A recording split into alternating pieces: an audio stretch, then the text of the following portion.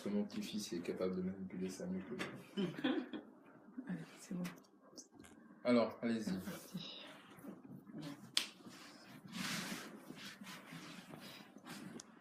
On se serre d'abord. Donc, tu mets la main gauche. La main droite. On souffle ensemble. Et on inspire. Voilà. Allonge-toi sur le dos. Avec la tête de ce côté et puis là.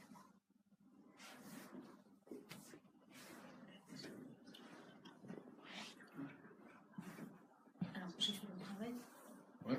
Mais rapidement, on n'a pas besoin de faire trop lentement. D'accord. D'accord.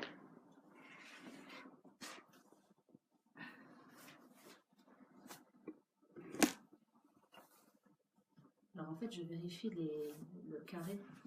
1, 2, 1, 3, 7 et 9.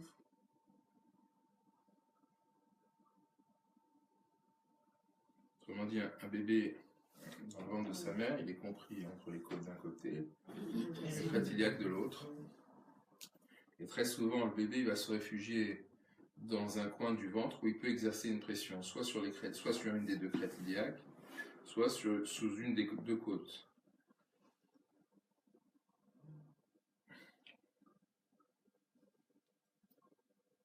Pourquoi il a besoin d'exercer une pression? Si un bébé n'est pas bien centré, soit il va monter trop haut, soit il va descendre trop bas. D'accord? Donc, quand je vais travailler sur les pointes d'abdomen et surtout sur ce carré, sur ce rectangle-là, je vais permettre au corps de prendre la mesure du déséquilibre qui existe et petit à petit les choses vont se rééquilibrer. Okay? Bien sûr, il ne faut pas appuyer fort, il ne faut pas forcer. C'est un travail sur la respiration de l'autre. Mais ces points-là, sur une femme enceinte, sur un gros ventre, une grossesse avancée, c'est pas difficile à trouver? Ils sont très faciles à trouver, ils sont toujours les mêmes, hein, ils ne bougent pas. Par contre, c'est vrai que si le bébé est en pression sur un des endroits, ce sera plus dur et en plus ce sera assez sensible et douloureux pour la maman. Mais il faut travailler, quoi. Faut y aller doucement, au rythme de la respiration de la maman, jusqu'à ce que vous puissiez libérer l'endroit considéré. D'accord? Qu'est-ce que j'avais dit d'autre?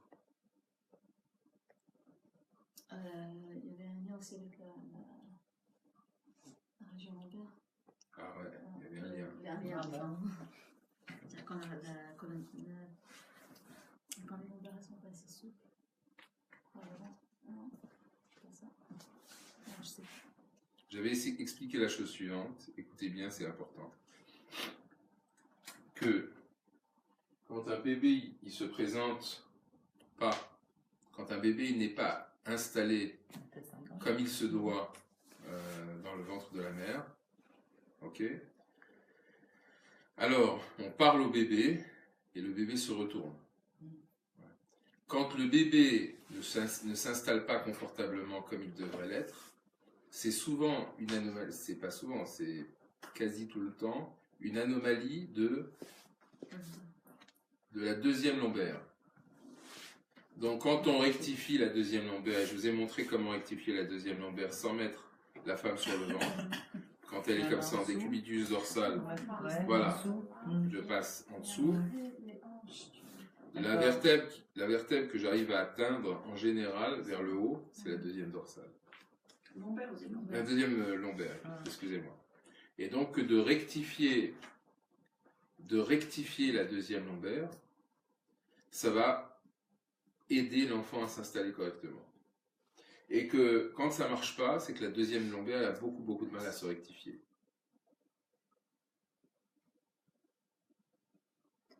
Alors, la manipulation, c'est quand je suis vers la droite, je ramène le bassin vers moi. Ça dépend. Ça dépend parce que la deuxième lombaire, vous allez la trouver, donc vous avez une ligne, vous allez toucher la deuxième lombaire. L'anomalie, elle peut être très bien sur le côté gauche ou sur le côté droit. Si elle est sur le côté droit, vous mettez la main en dessous et vous allez ramener la hanche pour pouvoir exercer une pression suffisante et rectifier la deuxième lombaire. Si c'est de l'autre côté, vous allez mettre la main en dessous et vous allez pousser la hanche pour exercer la pression considérée. Voilà. Soit dit entre nous, c'est le même type de manipulation dans un cas de Bravo. L'appendicite. De crise d'appendicite aiguë. On peut sauver une personne en travaillant sur l'intérieur des cuisses. En général, sur une crise d'appendicite aiguë, une personne, elle s'installe quand on allonge un patient qui souffre de douleurs abdominales intenses. D'accord ? En général, il va avoir le réflexe de replier une jambe. Ok ? Donc, si vous voulez, il va se retrouver avec une jambe comme ça, grosso modo.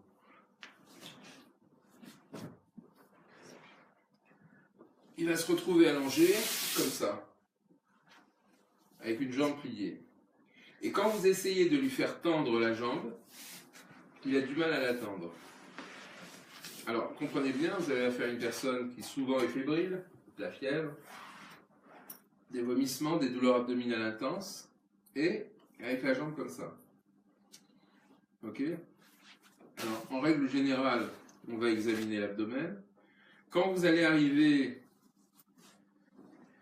au point 9, 10, 11, vous allez sentir une zone hyper inflammatoire et très très très douloureuse. C'est pas systématique. Parfois, une crise d'appendicite n'est pas douloureuse au point 9, 10 et 11. Mais souvent, c'est très dur et c'est très sensible. D'accord ? À partir de ce moment-là, vous allez essayer de tendre la jambe autant que vous le pourrez et vous allez travailler le long de la chaîne ganglionnaire de l'intérieur de la cuisse, tout le long de la cuisse. Et vous allez voir la personne qui va se tourner, qui va se cabrer dans tous les sens. Ok ? À la suite de ça, vous allez glisser votre main sous le dos et vous allez rectifier L2. Et en général, c'est étonnant le résultat. J'ai eu 2-3 cas, le résultat est parfaitement étonnant. Je sais pas bien pourquoi ce que vous avez dit après la cuisse, à l'intérieur de la cuisse. Qu'est-ce qu'il veut montrer ? Bernadette ? Il va me regarder là. Je vous regarde, mais j'ai sans insistance. Vous voulez pas, vous voulez pas. Vas-y, sur toi. Non, laissez-la tranquille, c'est Ah bon? on va pas l'embêter. Je suis cobaye. J'ai dit, voilà, ça me parle, mais. Si tu es là. C'est chouette.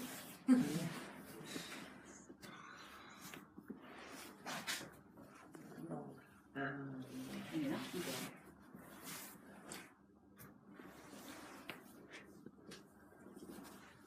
Alors en général, quand la jambe est repliée, ça peut être la jambe droite ou la jambe gauche. Ah oui, c'est pas forcément. Ah, c'est pas le côté- C'est forcément pas la droite, forcément là. le côté précis. C'est plus souvent, mais pas C'est ta forcément. jambe. Ah, d'accord. Celle que tu veux, choisis. Non, ça t'ennuie? Non, non, non, mais on m'a commenté la tête. Comme ça, Comme ça. voilà. Alors, Du coup, c'est plus facile quand la jambe elle est pliée. Oui, mais c'est pas, faut la tendre. faut l'attendre avant. Ah, c'est parce qu'il faut l'attendre. Ah oui, oui. Faut même la tourner légèrement vers l'intérieur. Ouais. Alors, on fait ça. Il n'y a pas la jambe pliée aussi quand Bah, c'est trop facile. C'est trop facile parce que je Pardon? résiste pas. La personne a mal aux ovaires. Non, c'est Ça pas peut être. seulement pas de résister, mais tu anticipes. Ouais. Normalement, vous soulevez légèrement la jambe, vous la tournez vers l'intérieur. Je Voilà. t'entends ça. Voilà. Ah De oui, façon à j'ai- mettre en tension la... Oui. le point. Mettez-vous bien, parce que là, vous me voyez moi. Mais Non, vous non, voyez pas. bah non. Vous voyez pas ce qu'elle fait. Hein. Maintenant, je Pas vois possible. pas ce qu'elle fait. Maintenant que c'est. Alors, elle. Comme ça. Vous n'êtes pas en bonne position. Vous devez être face à elle. Comme ça. Face à elle, face à la jambe. Perpendiculaire à la jambe. Perpendiculaire, comme ça. Oui, oui. Et vous devez avoir vos deux genoux le long de la cuisse. Voilà. Là, c'est votre taille haute. Et alors, on fait une main, c'est ça? Ça va? Non, ça va pas. Non, bon, ça va pas.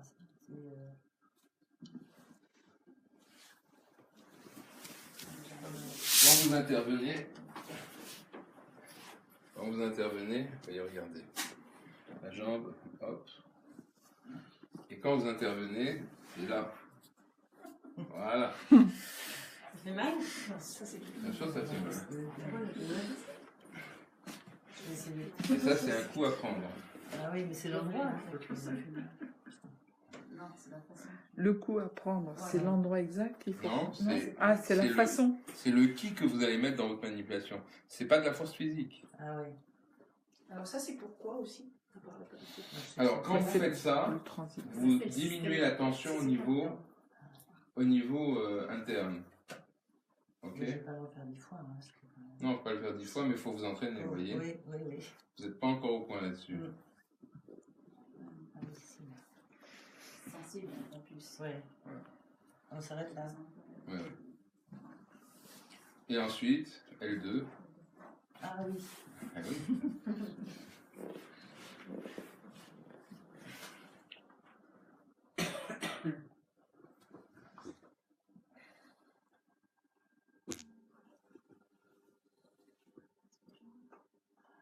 Essayez de bien trouver L2. L2, c'est celle qui est en haut de la courbe. Euh, C'est-à-dire, quand elle Tout a en haut de la le courbe, c'est L1. symbole, Non. C'est le plus haut possible, c'est-à-dire L1 en général, C'est toujours... elle est un peu contre le sol. L2 est juste en dessous. Je suis toujours verticale, je souhaite toujours être verticale. Oui, mais vous êtes plus à l'aise que ça. Bah oui, moi je me sens plus à l'aise quand Bah, je fais ça, faites-le. c'est bien. Faites-le, c'est pas grave. Ici, là, trop haut. Là. Ah bah j'y étais. Là, L1, là, L1, là, L2. D'accord? Donc vous examinez chaque côté. Vous voyez dans son cas, L, c'est celui-là qui est un peu plus tendu. Donc plus du côté. Alors, vous mettez votre main comme un socle, Oui. comment on appelle ça? Il y a une poulie, il y a comment on appelle ça? Engrenage. Pardon? Non, avance plus de l'autre côté. Non. Un axe, vous mettez comme un Les axe. doigts ici, ils avancent de l'autre côté. Voilà, sur le côté gauche. Ah oui, d'accord. Tu sens là? Et là, vous allez d'un côté lever votre main et de l'autre côté appuyer sur sa hanche. Ici, Pas sur les j'appuie. côtes, sur la hanche. Oui, un petit peu Plus plus bas. Voilà. Appuyez. Ici. Non, non, avec la main. Appuyez comme ça. Ah, un petit peu. Mais je sais pas du tout. Non, j'ai pas l'impression de le truc. Là, je sens. Bon, tout ça, ça demande du D'accord, travail. là, faut le faire. Ah, c'est bien. Ok, tournez-vous. Ah ouais. Tournez-vous. Ça vous laisse pas. D'accord. Donc, ici, je vais sur la deuxième longueur. Donc, je suis plus sur son côté gauche. D'accord. Et ici, je vais ramener. Vous voyez, je la Ah oui, ramène. oui, oui, là, oui. Et là, je vais appuyer. Là, oui, là, ça. Voilà. Vous sentez sur L2 le travail? Ouais. Merci. Alors, je voudrais vous dire un mot sur les. Oui, là, oui.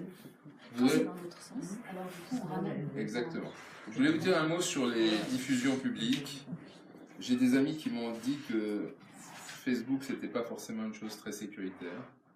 Mais il y a des gens en Israël qui m'ont dit qu'ils attendaient cet enregistrement. Donc je le fais encore, mais on va trouver une méthode pour enregistrer et diffuser, peut-être pas en direct, on va voir. On va chercher une autre solution. Pour l'instant, on continue comme ça. Ok, voilà. Bien, qu'est-ce qu'on avait dit d'autre?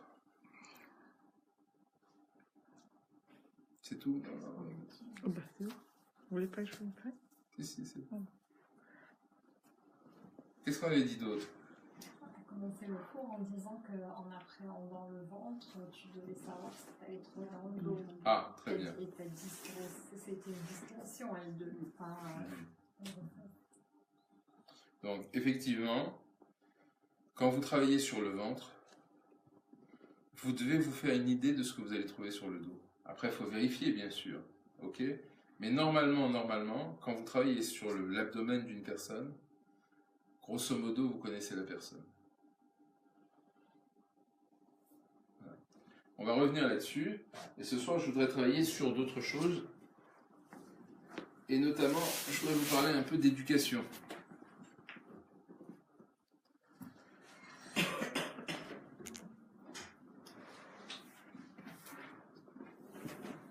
Et le contraire. Pardon? Le contraire. travaille sur le dos, ça donne une idée, sur le dos. C'est sûr. C'est sûr et certain. Mais on reviendra là-dessus. Pourquoi tu dis que maître de Gucci, normalement, il travaillait sur le dos, il travaillait pas sur le ventre? Non, j'ai pas dit ça du tout. Ah, j'ai pas dit ça une seule seconde. J'ai dit que Maître Tsuda, d'accord, il commençait en général sur le dos. Travailler sur le dos. D'accord. Ensuite, j'ai dit aussi que Maître Tsuda, il interdisait aux gens de travailler sur le ventre. Il avait très peur des mains maladroits. Ok. Aujourd'hui, on a compris le système de la respiration, qu'il ne faut pas appuyer trop fort, qu'il ne faut pas blesser l'autre, qu'il ne faut pas avoir des doigts qui piquent. Donc, Dieu merci, on a quand même passé une étape assez importante. D'accord. Voilà. Maintenant, je voudrais vous parler un petit peu d'éducation. Ok. Première des choses, il faut savoir qu'un bébé, quand il est dans le ventre de sa mère, il est extrêmement réceptif. Alors bien sûr, si vous lui donnez une équation à deux inconnus à faire, il ne vous la résoudra pas. Mais un bébé, il comprend tout. Il comprend quand il y a des tensions autour de lui, dans le ventre de sa mère. Hein. Il comprend quand la mère, il est branché en continu sur la maman. Donc, quand la mère, elle est heureuse, il le ressent. Quand la mère, elle est pas bien, il le ressent. Quand la mère, elle est stressée, il le ressent. Et c'est extraordinaire parce que la qualité de la grossesse va donner des enfants épanouis ou non. Ok ? Vous avez des enfants, quand ils naissent, ils sont très simples. Ils ont faim, ils ont soif, ils ont besoin de faire leurs besoins, ils font leurs besoins, ils ont besoin de dormir, ils dorment. Et vous avez des enfants, mon Dieu, le mal de tête que c'est. Ils ont tout le temps besoin d'une présence. Alors c'est extraordinaire parce que j'étais à une fête de famille il y a 15 jours.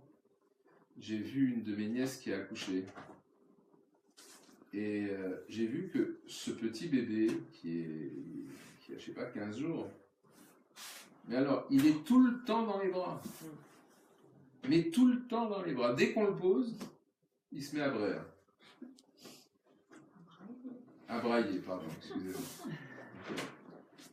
Et à ce moment-là, il y a quelqu'un qui va venir et qui va le prendre dans les bras. Vous comprenez ? Et pour moi, ça, c'est absolument inenvisageable. L'éducation d'un enfant, elle doit tendre à ce qu'un enfant devienne indépendant. Alors, indépendant, moi je vois des enfants qui sortent de l'école et qui courent se faire écraser sur la route, et les gens ils disent, vous comprenez, il est indépendant. Pour moi, ça ne s'appelle pas indépendant, ça s'appelle inconscient. L'indépendance, ça n'est certes pas la faculté de faire ce qu'on veut quand on veut. Vous comprenez ? L'indépendance, c'est la faculté de choisir bien au bon moment, de faire le bon choix au bon moment. Un enfant, il a faim, c'est pas pour faire plaisir à ses parents qui mangent. Il dort, c'est pas pour faire plaisir à ses parents qu'il dort. Ça fait partie d'un équilibre personnel. Un enfant, il a besoin d'évacuer son énergie, il va le manifester, ça fait partie de son équilibre personnel. Les parents sont pas là pour faire en sorte qu'un enfant il se réalise à leur détriment à eux. C'est une aberration de penser ça. Vous comprenez ? On est là pour aider un enfant. On n'est pas là pour être esclave d'un enfant. L'esclavage, ça n'existe pas. Alors bien sûr, quand un enfant est dans certaines circonstances délicates, par exemple, il est malade, bien sûr qu'on va lui apporter une certaine... Alors, un enfant, il est souvent malade, enfin souvent, pas souvent, mais on va dire qu'entre la croissance, les dents, tous les événements qui se passent à vitesse extraordinaire chez un bébé, il y a forcément des moments de perturbation. Alors il va de soi qu'on ne va pas ignorer un enfant quand il est en pleine perturbation. Vous comprenez ? Mais on n'est pas là non plus pour, souffrir à sa place. Si on pouvait le faire encore, je vous dirais, bon, pourquoi pas. Mais c'est impossible. Par contre, il y a des façons de faire, d'apposer les mains, de faire Yuki, qui vont permettre de soulager l'enfant. Et si l'enfant il prend conscience qu'on est là au bon moment, c'est déjà une bonne chose. Mais ce bon moment-là, c'est pas au détriment des parents systématiquement, c'est pas un esclavage. Il y avait un monsieur qui me racontait que quand il rentrait à la maison le soir, alors son petit qui avait 2 ans, il était insupportable. Il venait, il l'embêtait, il faisait des caprices. Alors moi je lui ai demandé, qu'est-ce que vous faites quand vous rentrez le soir chez vous? Il dit, bah, j'embrasse ma femme, j'embrasse l'enfant, et puis je prends mon livre et j'étudie.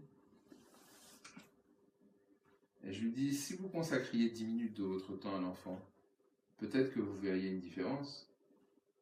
Il ne vous a pas vu de la journée. Il a envie de vous retrouver. Il a envie d'avoir un contact avec vous. Essayez, ça vous coûte quoi de donner un contact à l'enfant? Alors il a passé 10 minutes à jouer avec son enfant. Et quelques jours plus tard, il m'a rappelé, il m'a dit, vous savez, c'est extraordinaire.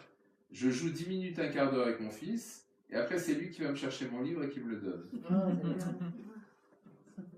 Vous comprenez? Ça veut dire, un enfant, il faut l'observer, le comprendre.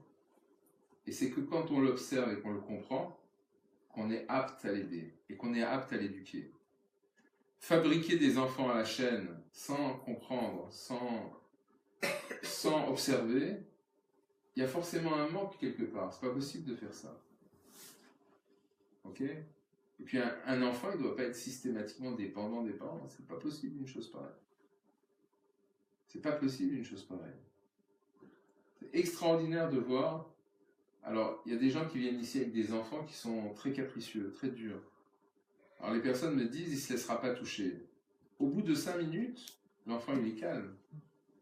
Dès qu'un enfant il réalise que ce qu'on fait c'est agréable et c'est bien pour lui, il est très réceptif. Vous comprenez? Voilà. Yuki, c'est une des choses les plus importantes qu'on puisse transmettre à un enfant. Et c'est très marrant parce que aujourd'hui, il y a des générations, d'enfants qui ont 10-15 ans et qui ont grandi avec Yuki. C'est incroyable de voir comment ils font ça à leurs petits frères, à leurs petites sœurs. Comment les petits font ça aux grands. Et je peux vous dire, vous touchez leurs mains, il y a quelque chose au bout de leurs mains. Ils ont des mains incroyables. Ok?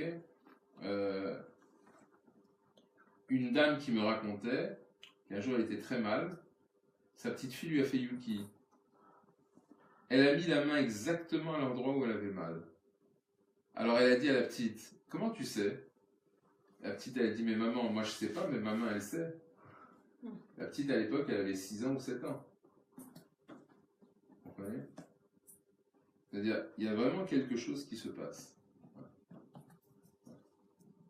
Ensuite, éduquer un enfant, il y a l'éducation.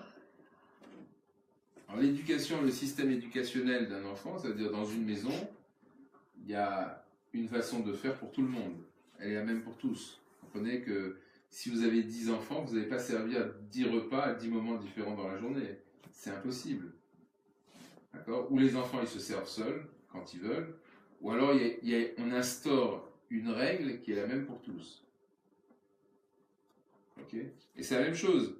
Vous avez des gens qui me disent, mais moi, alors on me parle de Bouchou qui ont 2 ans, hein.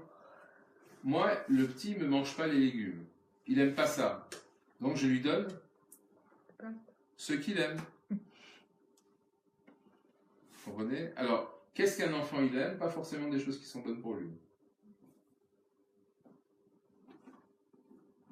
Vous comprenez? Alors, c'est drôle parce que des fois un enfant malade, il va demander quelque chose de bien spécifique. Un enfant qui a de la fièvre, ou un enfant qui est grippé, ou il ne mange pas, ou alors il va dire, maman tu peux me faire une soupe, maman j'ai envie de ceci, maman j'ai envie de cela. Et c'est souvent très juste. Mais la plupart du temps, un enfant, surtout les enfants qui n'ont pas connu le Seitai, ils sont un petit peu livrés à leurs propres caprices. Donc ils vont vous demander des petits Suisses, des pâtes, du sucre. Mais qui vous dit qu'il faut leur céder? Comment éduquer un enfant quand on lui donne accès à des choses qui ne sont pas pour lui? Après, vous avez des enfants qui mangent très peu. Et c'est très marrant parce que les mamans, elles se sentent hyper coupables quand l'enfant, il mange très peu. Mais voilà, ça lui suffit. dans la vie ordinaire, on le voit. Moi, je suis parti en stage de karaté avec un ami qui doit peser 50 kilos à tout casser, pour 1m70, quelque chose comme ça. Il est maigre comme c'est pas possible. Il est capable de bouffer un cheval. Ça veut dire, là où moi je mangeais une assiette, lui il en prenait 3 ou 4. C'était incroyable de voir à quel point il mangeait. Et je peux vous dire, il était vraiment maigre comme c'est pas permis. Donc ça, on donne le droit à un adulte d'avoir soit peu d'appétit, soit énormément d'appétit. On ne comprend pas qu'un enfant, il puisse manger peu et se sentir bien. On a tout de suite l'impression que s'il mange pas s'il mange pas beaucoup, il va tomber malade. Et on dérègle le système qui fait quand on arrive à satiété, le corps ne veut plus manger. Vous savez comment ça se passe? Aujourd'hui, la plupart des gens, ils mangent, et à la fin ils disent « Ouf, j'ai trop mangé ». Mais pourquoi tu t'arrêtes au moment où tu as trop mangé? Pourquoi tu t'es pas arrêté il y a une demi-heure quand tu avais bien mangé? Vous savez pourquoi? Parce qu'on s'en rend pas compte. On s'en rend pas compte parce qu'on a abîmé notre système de satiété qui dit à ce moment-là j'ai plus faim. Et on fait pareil avec les enfants. Vous comprenez? Alors, l'expression top niveau, c'est pour me faire plaisir. Mange pour me faire plaisir. J'ai plus faim. Mais mange quand même pour me faire plaisir. Vous comprenez? International en plus. Tout le Ah monde oui, dit, oui. ça se prend même pas, ça. Les phrases qu'on entend partout, tout le temps. C'est vrai, incroyable. Moi, j'aurais dit à un enfant, mange pour te faire plaisir.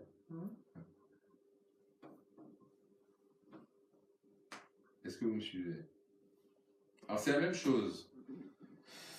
Dans le mode opérationnel, on manie la louange et la critique d'une façon qui est terrible.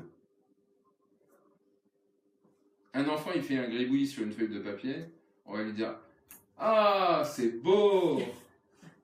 Qu'est-ce qu'il y a de beau là-dedans? C'est un gribouillis sur une feuille de papier. Mais ce qui est plus grave, ce qui est beaucoup, beaucoup plus grave, c'est qu'on donne à un enfant le goût de la louange. Donc après, il fait n'importe quoi et il va vous demander « c'est beau ?»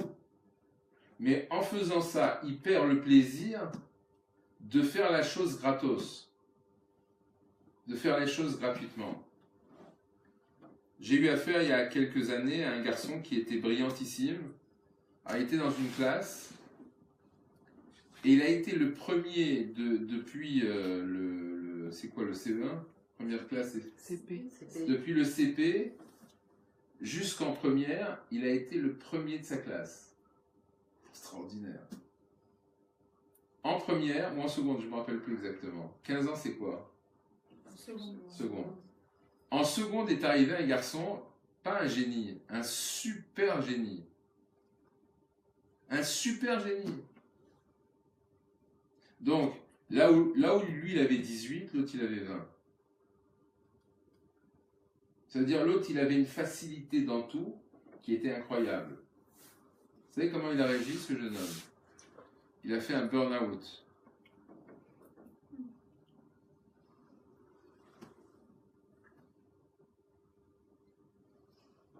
Et qui s'en est aperçu? Pardon? Qui s'est aperçu? Ah, mais c'était très grave, il ne voulait plus retourner à l'école. Ah non, c'était un vrai burn-out. Je ne peux plus retourner en classe, je peux plus. Vous comprenez? Alors on me l'a amené. Alors moi je lui ai dit, mais t'as rien compris. Ce garçon, c'est ta chance. Il m'a dit, ah bon, pourquoi? Je lui ai dit, parce que jusqu'à présent, tu étais brillant. Et tu n'avais pas travaillé tes qualités humaines qui font que tu es capable d'accepter de partager ta place avec quelqu'un qui est aussi étonnant. Maintenant, tu rentres dans le cycle humain. Jusqu'à présent, tu étais un robot. En tant que robot, tu avais une facilité dans tout, tu travaillais bien, voilà. Aujourd'hui, tu te rends compte que tu n'es pas un robot, que tu es un être humain, que tu as des émotions. Il a mis du temps à comprendre, mais il a compris. Et ça l'a beaucoup aidé. Qu'est-ce que vous en pensez? Bah, il s'est aperçu qu'il pouvait partager aussi. Justement. Justement.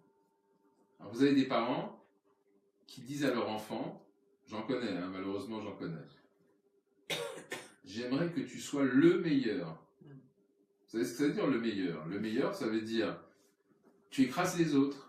Comme tu es le meilleur, tu es au-dessus de tout le monde, donc tu écrases tout le monde.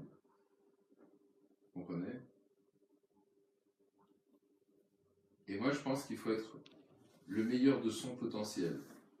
Que quand on fait quelque chose, il faut le faire du mieux que l'on peut. Et c'est ça. Dans les écoles traditionnelles d'arts martiaux, le maître délivrait les grades et les diplômes. Mais il délivrait les grades et les diplômes en fonction du travail de chacun. Vous avez des gens qui sont naturellement doués, mais qui ne fournissent pas un grand travail pour arriver à un certain niveau. Et vous avez des gens qui ne sont pas doués. Mais pour arriver à un certain niveau, ils sont obligés d'exprimer un travail qui est extraordinaire. Et c'est ce travail-là qui est important. Et c'est ce travail-là qu'on doit reconnaître.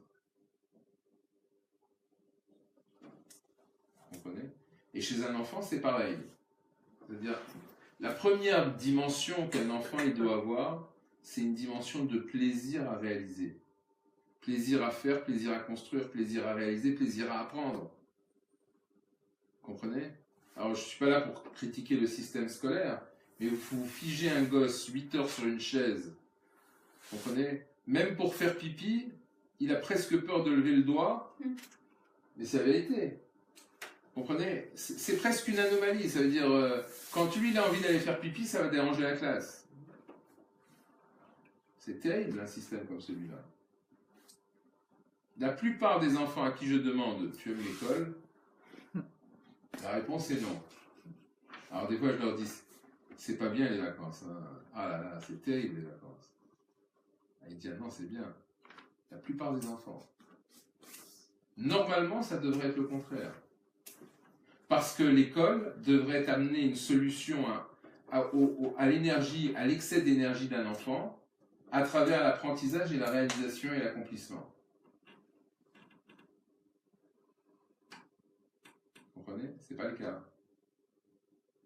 Une note, c'est une louange de trop ou c'est une sanction de trop?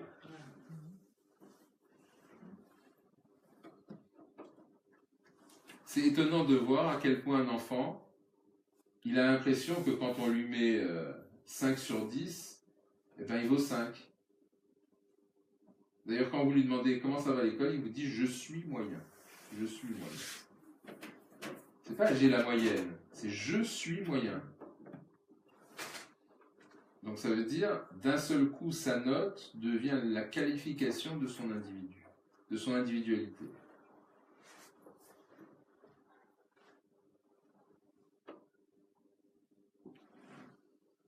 Ok.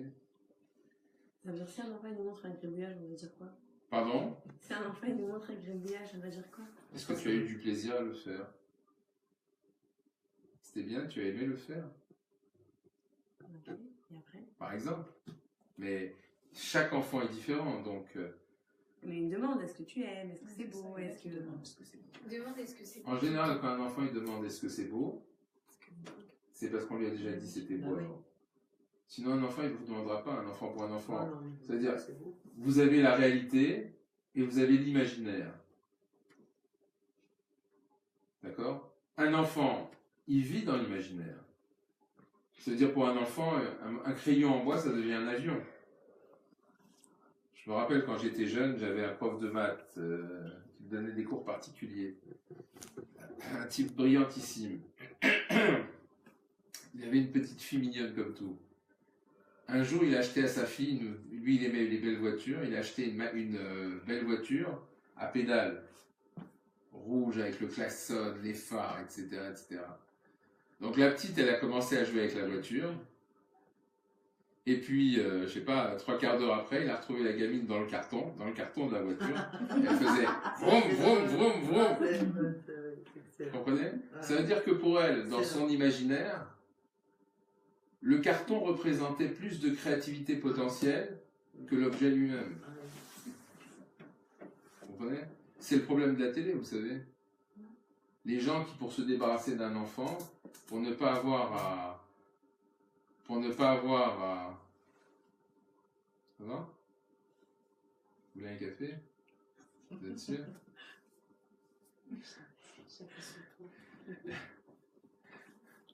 Les enfants, pour ne pas avoir à les gérer, on les met devant un dessin animé.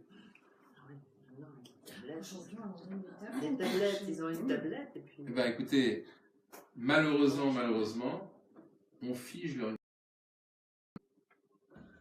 Le visuel, l'audiovisuel, c'est figer l'imaginaire de l'enfant. Alors que quand vous leur racontez une histoire, d'un seul coup, vous faites marcher leur imagination. Mais ce qu'on peut faire aussi dans le groupe. Je sais exactement ce que c'est. Ouais, travaillez votre imaginaire. J'ai pas besoin, hein. Je suis très terre à terre à cette période de l'année. C'est exactement de quoi il s'agit.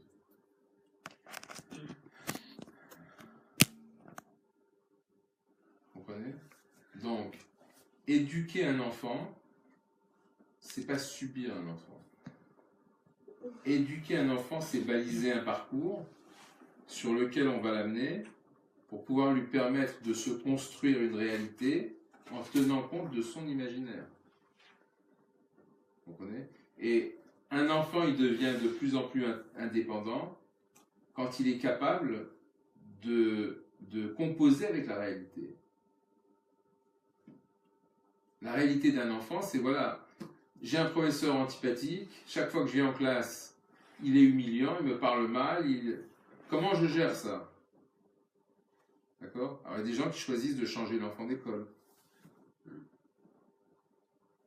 Et il y a des gens, leur enfant, il va être capable de s'adapter pour faire en sorte que, bah, écoutez, avec ce professeur-là, il va faire profil bas, il va travailler ce qu'il faut, de cette façon-là, il aura la paix. Il y a ça, il y a ça. Il y a deux attitudes qui sont complètement différentes. Là, vous avez un enfant qui va vers l'indépendance, et là, vous avez un enfant qui, malheureusement, est enclavé dans la dépendance. C'est clair ce que je vous dis ou pas? Qu'en pensez-vous? Hein? Très clair. Bon. Un petit, il est capable de tout comprendre. Mais devant un enfant, il n'y a pas à se justifier. Se justifier devant un enfant, c'est abîmer. Alors le mot autorité, je ne l'aime pas trop, mais j'en vois pas d'autre. La référence que vous constituez sur le plan éducationnel. Je vous donne un exemple.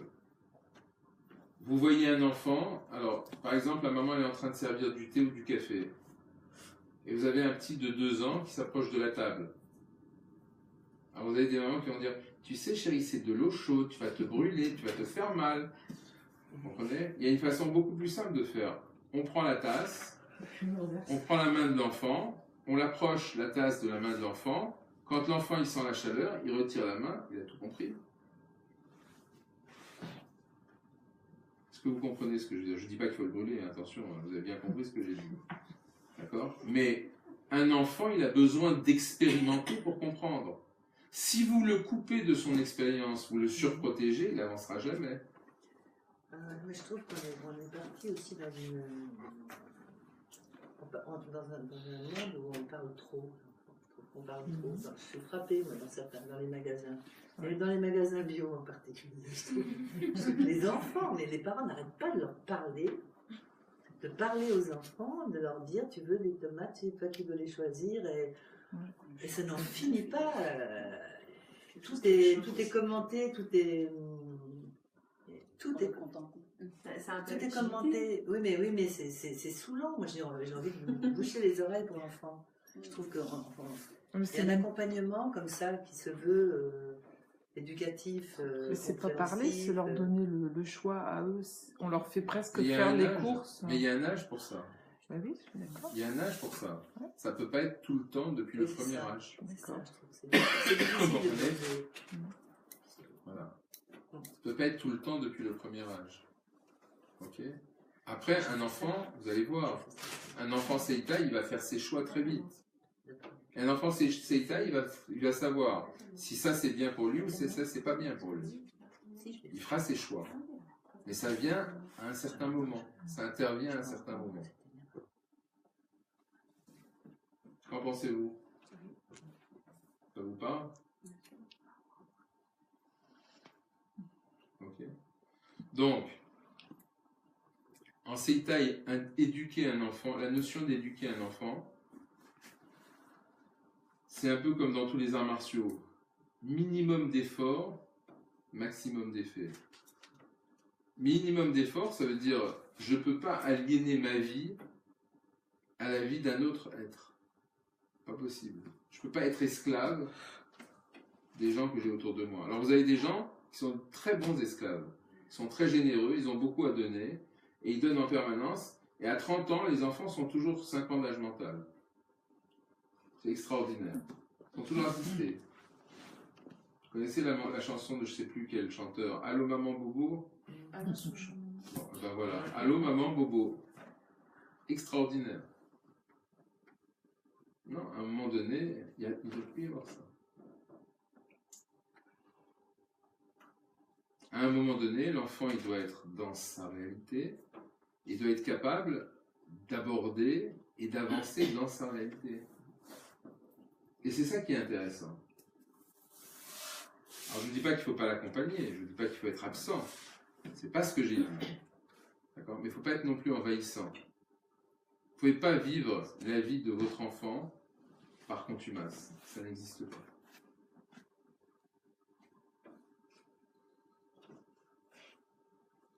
Ok. Alors vous avez des parents qui sont extraordinaires. Sitôt que l'enfant devienne indépendant, ils ont peur que l'enfant les oublie.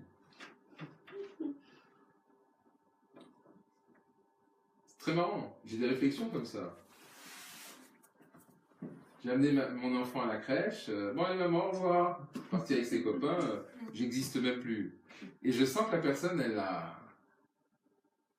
ça la rend pas heureuse. Je me dis, c'est merveilleux. Bravo. Ah, moi aussi, j'ai envie qu'il me... Moi, j'ai la boule ici, là. C'est un enfant, il me dit au revoir et il part et... Comme si que j'étais plus là.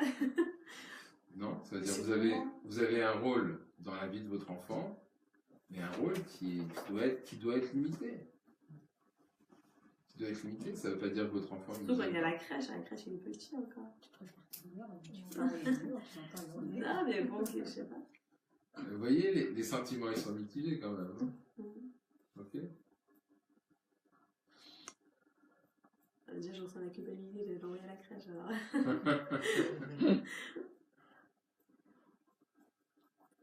C'est clair ou pas?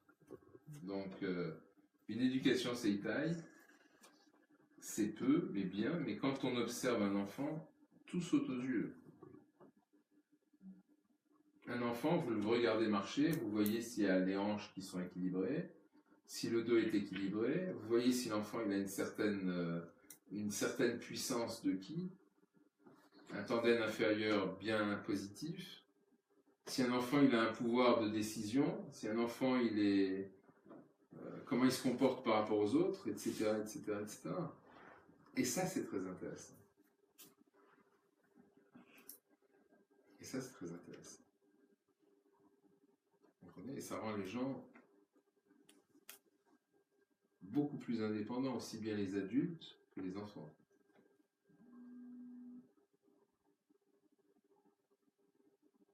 Vous avez des questions sur ça? Si c'est l'enfant qui est demandeur De quoi?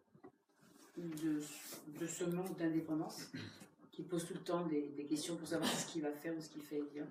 Alors, ce que vous me dites, c'est très simple. Quand la grossesse, elle se passe d'une façon difficile, et quand l'accouchement, il se passe d'une façon difficile, les enfants qui naissent, on sent qu'il y a un manque chez eux. C'est alors. Qu'est-ce qui manque? Il y a un manque, pardon? C'est un manque. C'est un manque de qui? Oui. Je vais vous donner un exemple. En Seitai, en Seitai, quand un enfant il est né, on ne coupe pas immédiatement le cordon ombilical. Le cordon ombilical, quand l'enfant il sort du ventre de sa mère, il est bleu, il est palpitant, il y a un pouls à l'intérieur et il est chaud. Au bout de 30 à 45 minutes, le cordon il est devenu translucide, le pouls a disparu et le cordon est devenu froid.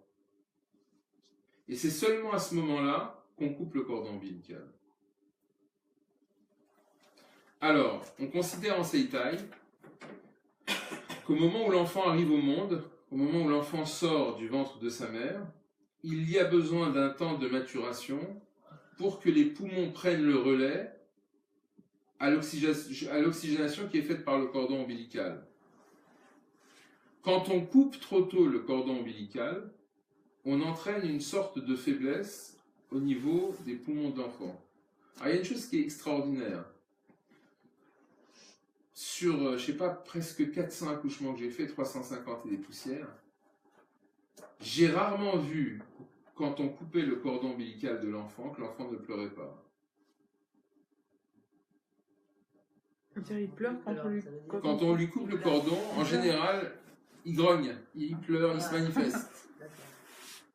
À tel point, c'est que quand j'aidais une personne à accoucher, alors, vous savez, quand on coupe le cordon, on masse le cordon avant, et puis après on clampe de chaque côté, et puis là on coupe. Et moi je disais au bébé, chérie, je vais te séparer de maman. Et je sentais qu'il y avait un lien avec le bébé qui était assez incroyable. Ok? Donc si vous voulez ça permet aux poumons d'arriver à leur maturité de développement. Et quand vous coupez le cordon, l'incidence est moindre. Que quand un enfant il sort du ventre de la mère, mais alors là c'est mécanique à outrance. On prend l'enfant, on clampe, on coupe, on prend l'enfant, on aspire. Et pendant tout ce temps-là, l'enfant il hurle. On dit là c'est bien parce qu'il a travaillé ses poumons.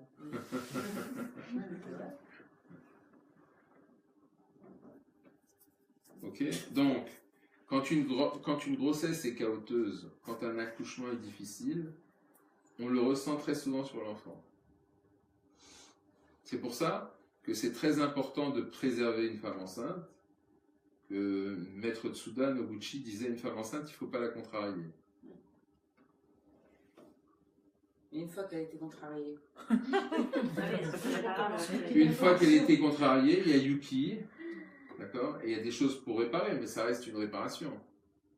Vous comprenez? Vous avez pu remarquer la différence de l'indépendance des enfants sur les enfants dont le cordon a été coupé correctement? Non, parce que j'en ai vu très peu. Ça veut dire, vous savez, il y a une notion extraordinaire. Je ne sais pas si vous avez déjà entendu. Un enfant qui a soif, il va venir voir sa mère, il ne va pas lui dire « Maman, j'ai soif ». Il va dire « Maman, à boire !» Vous avez déjà vu ça? Comment c'est possible? Pourquoi un enfant il commence pas? Pourquoi un enfant il commence pas par la première étape? Maman, j'ai soif. S'il te plaît, donne-moi à boire. Alors c'est très simple. J'ai souvent remarqué que quand un enfant il se manifeste auprès des parents, les parents l'écoutent pas. La mère, elle est au téléphone et l'enfant lui parle. Maman, maman, maman. Et au bout d'un moment, ça devient maman. Et une fois que l'enfant il est rentré dans cette façon de faire, elle se globalise, elle se généralise. Ça devient une façon de faire tout le temps. Vous comprenez? Le problème, c'est qu'après, quand l'enfant il est adulte, ok, il remet ça sur l'autre, le mari ou la femme. Bah quand même pas. Aussi. Aussi. C'est la même chose. Ah ouais. Alors que si un enfant, quand il nous parle, on fait cas de lui en lui disant « Chérie, je suis désolé, mais je ne suis pas disponible. Mais dans 5 minutes, je m'occupe de toi. » Et que 5 minutes plus tard, pas 6, mais 5, on vient le voir et lui dit « Chérie, qu'est-ce que tu voulais ?» L'enfant, il n'a absolument aucune raison de se manifester de cette façon, où il a, en vérité, il a le sentiment de ne pas exister, donc pour exister, il va emmerder ses parents, parce que quand il les emmerde, il existe. Et c'est très marrant de voir comment des enfants, parfois, ils ont un comportement qui est excitant pour les parents. Ils vont casser, ils vont bouger, mais volontairement, et vous le voyez. Et quand les parents se mettent en colère, ils sont très heureux. C'est exactement ça qu'ils voulaient. Mais il y a un problème. Il y a quelque chose qu'on n'a pas bien fait. Il y a quelque chose qu'on n'a pas bien intégré. Très important de comprendre un enfant. Très important de voir un enfant. Très important d'écouter un enfant. Quelle est la difficulté qu'un enfant il a au sein de son milieu familial? Il faut qu'il trouve sa place. Bravo. Un enfant, il doit trouver sa place. Un premier enfant, il va trouver sa place. Seulement voilà, il y a un deuxième enfant qui arrive, déjà sa place n'est plus la même. Vous avez déjà remarqué des enfants qui ont des difficultés scolaires, et puis arrive le deuxième, et le deuxième il a des facilités scolaires. Ça arrive très souvent, d'accord? Ben, c'est un problème pour l'enfant par rapport à sa place. Ok? Moi je suis tombé, je vous avais déjà raconté je crois cette histoire, une maman très jolie qui avait une fille beaucoup moins jolie qu'elle. La fille elle a eu beaucoup de mal à trouver sa place. Beaucoup de mal à trouver sa place. Elle a toujours eu le sentiment d'être moins bien que sa mère. Et ça, c'est un drame. Oui, ben, on va pas ça. Enfin, ok, mais c'est comme ça. La mère, elle est ce qu'elle est, et, je veux dire, physiquement. Mais comprenez-moi bien, Mhm. les parents ne sont pas là pour résoudre les problèmes des enfants. D'accord, mais... Vous comprenez? Mais parfois, par exemple, la mère de cette fille, elle était très mère-poule avec elle. Et ça, c'était une erreur. Elle a eu beaucoup de mal à lui donner de l'indépendance. Elle a eu beaucoup de mal, elle a eu beaucoup de mal à lui donner de la place. Vous comprenez? Un enfant, il doit faire sa place, mais les parents doivent être là aussi pour l'aider à trouver sa place. Oui, mais dans ce cas L'aider à trouver la place, c'est pas d'une façon consciente. Hein. C'est dans l'éducation de l'inconscient. D'accord, mais dans ce cas particulier, le fait de ne pas lui avoir donné sa place, en ne la rendant pas indépendante, la fille, elle est quand même moins jolie que sa mère. C'est comme ça. Je dis pas que la Ça fille aurait n'est pas pu être- malheureuse, mais... Ça aurait pu être très différent. Ah oui? Ah oui. Ça aurait pu être très différent. L'éducation qu'on donne à un enfant, elle joue beaucoup sur son développement physique. D'accord? Voilà. Et comprenez une chose, quand une personne elle est en harmonie avec elle-même, elle est très belle à l'extérieur. La place de l'enfant unique, c'est pas simple non plus. Pardon? La place de l'enfant unique, Ah non, c'est sûr que c'est pas simple. il y a aussi une place à occuper là. Ah ouais? Ah oui. C'est compliqué. De toute façon, d'être parent, c'est compliqué. Hein. Oui, c'est ça. C'est plus simple d'être grand-parent. Pardon? C'est plus facile d'être grand-parent. Il paraît, mais... Pas sûr. On est obligé de passer par la première étape. On a moins de... Parce que il n'y a pas d'enjeu. Tu Ouais. donnes ce que tu peux donner, tu crées une relation, c'est pas différent. Et comment donner de la place à chaque enfant? Alors, il faut savoir que chaque enfant, il doit trouver sa place. Et comment faire en D'accord. sorte qu'il trouve sa place? Alors c'est ça c'est une bonne question. C'est-à-dire, comment favoriser en sorte qu'un enfant trouve sa place? Déjà, ça passe par un exercice qui s'appelle Yuki, qui permet de rééquilibrer l'énergie d'un enfant. D'accord? Un enfant, il doit faire sa place par rapport à son père, par rapport à sa mère, par rapport à ses frères et sœurs. Ok? Donc, par rapport à cela, c'est à lui de creuser. Mais nous, on peut lui donner des moyens de creuser. Donner des moyens de creuser, c'est par exemple faire en sorte qu'un enfant n'ait pas trop d'énergie. Quand un enfant il a beaucoup d'énergie, ça fait que sa tête elle fonctionne trop fort. Quand un enfant, sa tête elle fonctionne trop fort, il a forcément des idées fausses. Des idées parasites et qui vont en plus lui apporter une certaine anxiété. Et l'anxiété, elle n'est pas logique. Quand un enfant il est anxieux, il n'y a pas de logique dans son anxiété. Quand un homme il est anxieux, il vous dit oh là là, je suis à découvert à la banque, je ne sais pas comment je vais faire. Ça, c'est une raison logique plausible, qui peut générer de l'anxiété. D'accord? Un enfant, il n'a pas un raisonnement comme ça. Un enfant, il est anxieux, par exemple, un enfant qui mange tout le temps, il est anxieux. Parce que son moyen de se rassurer, c'est la succion. Mais ça, c'est pas un bon moyen de se rassurer. La succion, ça devrait être réservé au moment où on a faim. Est-ce que vous comprenez? Alors, il y a d'autres moyens. Par exemple, apprendre à faire Yuki. Quand on fait Yuki à un enfant, on régularise son débit d'énergie. Donc, ça le rend tout de suite beaucoup plus posé. Alors, ça se fait pas en un jour, hein, ça se fait pas en une fois. Mais au fur et à mesure des jours, plus on fait Yuki à un enfant, plus, Baruch Hashem, ça lui permet d'être bien.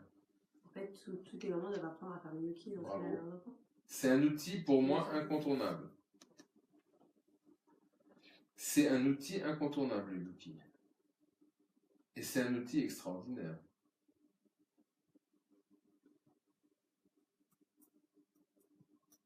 C'est extraordinaire de voir combien on peut résoudre de problèmes chez un enfant par le Yuki. Ok? Je pense que chez certaines personnes, c'est un geste naturel qui n'ont pas appris. Oh, j'en suis persuadé. Moi, je pense que Yuki, ça tombe sous le sens. C'est-à-dire le fait de toucher un enfant, ça tombe sous le sens. La manière de le toucher, c'est ça. Il faut aussi être assez paisible à ce moment-là. Moi, je me rappelle, j'enseignais le karaté dans une école du 18e arrondissement. Un jour, je sors du cours de karaté. Il y avait un directeur dans cette école qui était adorable, mais très psychorigide. Et il y avait un gamin qui devait avoir 4 ans, qui hurlait. Et le directeur, il ne savait pas quoi faire pour le calmer. Alors, je m'approche, je lui dis, qu'est-ce qui se passe? Il me dit, sa mère a téléphoné, elle va avoir un quart d'heure de retard. Hein? C'est un classique. Je me suis assis à côté de l'enfant, j'ai essayé de lui parler. L'enfant, il était dans son chagrin, dans sa peur. Impossible de lui parler. J'ai posé ma main derrière sa nuque et je lui ai fait Yuki. Pourquoi là-bas? Hein? Pourquoi là-bas? Je ne pouvais pas atteindre le plexus solaire. Puis l'enfant, il avait un peu peur de moi. Donc j'ai juste posé ma main derrière sa nuque. Je sais pas, au bout de 3 minutes, il a arrêté de pleurer. Alors je me suis dit, je vais essayer de lui parler. D'accord? Donc je l'ai amené vers moi, il est tombé, il dormait. Donc je l'ai allongé sur le banc. J'ai attendu que la mère arrive et je suis parti. Derrière la nuque et pas sur la tête? Non, derrière la nuque. Ok? Derrière la nuque, vous savez que ça détend les muscles du cou. D'accord? Qu'est-ce qu'il y a? Je suis en train de m'endormir, moi.